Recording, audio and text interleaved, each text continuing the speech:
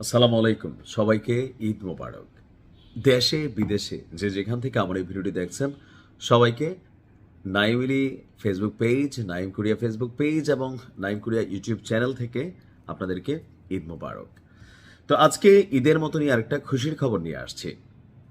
যেই যুদ্ধ শুরু হয়েছিল আমরা ভাবছিলাম তো শেষ, কিন্তু দিন শেষে আপনি আজকের এই রিপোর্টটা দেখলে বুঝবেন যে এই যুদ্ধে কিভাবে মার্কিন যুক্তরাষ্ট্র ইরানের কাছে নতি স্বীকারোক্তির পর্যায়ে চলে গেছে। এমনকি ইরানের কৌশলগত যে অবস্থান, আল্লাহ পাক ইরানকে বেশ কয়েকটা জিনিস দিছে।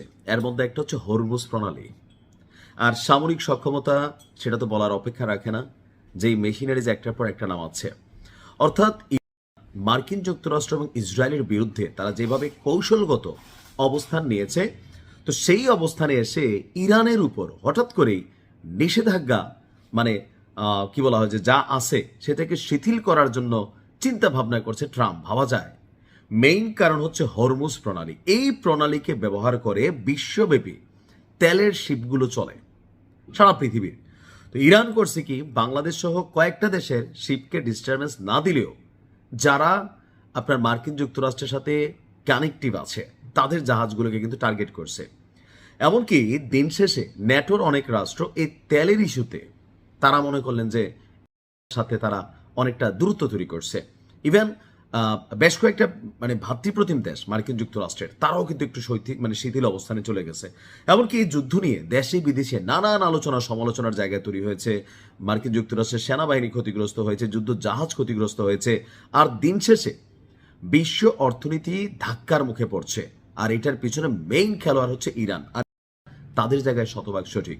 হরমুজ প্রণালী ইস্যুতে এমনকি বিশ্ব অর্থনীতিকে বা মার্কিন অর্থনীতিকে ধ্বংসের হাত থেকে বাঁচাতে নতি স্বীকার করতে যাচ্ছে যুক্তরাষ্ট্র। এখানে আপনার যতটুকু দেখছি যে বৈশ্বিক জ্বালানি সরবরাহ স্থিতিশীল করার মরিয়া প্রচেষ্টা চালাচ্ছে আপনার যুক্তরাষ্ট্র। আর এই ক্ষেত্রে সমুদ্রে থাকা তেলের উপর আরোপিত যে কঠোর নিষেধাজ্ঞা সেটাকে শিথিল করার ইঙ্গিত দিয়েছে। খোদ মার্কিন ট্রেজারি সেক্রেটারি স্কট বেইজেন্ট তিনি আপনার ফক্স বিজনেসকে দেওয়া এক সাক্ষাৎকারে আপনার এই তথ্য দিচ্ছে। তার বক্তব্য, যুক্তরাষ্ট্র তাদের সংরক্ষিত তেল মজুদ থেকেও বাজারে তেল ছাড়তে পারে। চলতি সপ্তাহের দিকে বলছিল যে এই তেলবাহী ট্যাঙ্কারগুলো হরমুজ প্রণালী অতিক্রম করছে, যা বিশ্ববাজারে সরবরাহ ব্যবস্থায় সহায়তা করছে। এক্ষেত্রে প্রতি যুক্তরাষ্ট্র একটি পজিটিভ অবস্থান নেবে। সম্প্রতি ইরানের সাউথ পার্স গ্যাস ক্ষেত্রে বড় ধরনের হামলা চালালেও পাল্টা আঘাতে বিশ্বের বৃহত্তম তরলীগত প্রাকৃতিক গ্যাস কাতারের রাস লাফানকে ভাড়ায় আলছে। আমি নিউজটা করছি। তো এর পরপরই আপনার তেলের দাম বাড়তেছে, এলএনজির দাম বাড়তেছে, পাওয়া যাচ্ছে না। বাংলাদেশে দেখেন না আপনার এই পাম্পগুলোতে তেল দিচ্ছে না।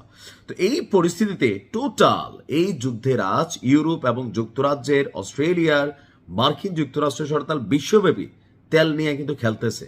আর এই টোটাল জায়গাটা এখন আমেরিকার উপর চাপ তৈরি হয়েছে। এখন বলা হচ্ছে যে আপনার মার্কিন যুক্তরাষ্ট্র এই যুদ্ধে তারা কৌশলগত যে জয় ভাবছিল এটা অর্জন করতে পারে নাই, সামরিক দিক থেকেও খুব বেশি অর্জন করতে পারে নাই, কারণ এই যুদ্ধটা কেউই চাচ্ছে না। তো সবকিছু মিলিয়ে কূটনৈতিক চ্যানেল ব্যবহার করে এই যুদ্ধ হয়তোবা শেষ হতে যাচ্ছে আনুষ্ঠানিকভাবে। ইনশাল্লাহ ভালো কিছু আসবে। আসসালামু আলাইকুম।